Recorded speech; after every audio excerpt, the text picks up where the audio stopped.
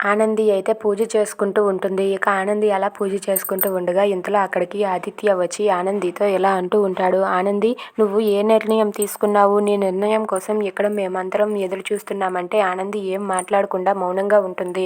ఇంతలో వాచ్మెన్ వచ్చి మేడం మీకోసం పార్సిల్ వచ్చిందని చెప్పి సునందకి ఇస్తాడు. దాంతో సునంద అయితే పార్సిల్ ఏం పార్సిల్ అని చెప్పి అంటే మీకు కాదు మేడం చిన్న మేడంకి అని చెప్పి ఆనందికి ఇస్తాడు. ఇక ఆనంది అది తీసుకుంటుంది. దాంతో సునంద ఏంటది అంటే ఒక్క నిమిషం అత్తయ్య గారు అని చెప్పి లోపలికి వెళ్ళిపోతుంది. అది చూసి సునంద అయితే మీ కోడలికి చాలా పొగరండి, తను అది చూసుకొనే చాలా ధైర్యంగా ఉంటుంది అని చెప్పి అంటూ ఉంటుంది.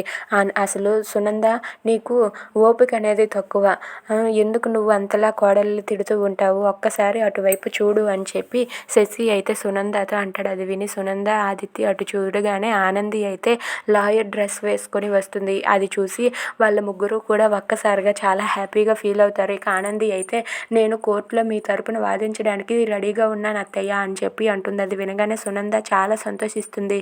కోడలంటే నీలా ఉండాలమ్మా అని చెప్పి ఆనందిని సునంద అయితే పొగుడుతూ ఉంటుంది. ఇంతలో ఆనంది అయితే వచ్చి శశి గారు కాళ్ళ దగ్గర పడి మామయ్య గారు నన్ను ఆశీర్వదించండి అని చెప్పి అంటుంది. నువ్వు ఎప్పుడు విజయమే సాధిస్తావమ్మా అని చెప్పి శశి అంటాడు. ఇక అక్కడే ఉన్న సునంద దగ్గరికి గుంగొని అత్తయ్య గారు మీరు కూడా నన్ను ఆశీర్వదించండి అని చెప్పి అంటుంది.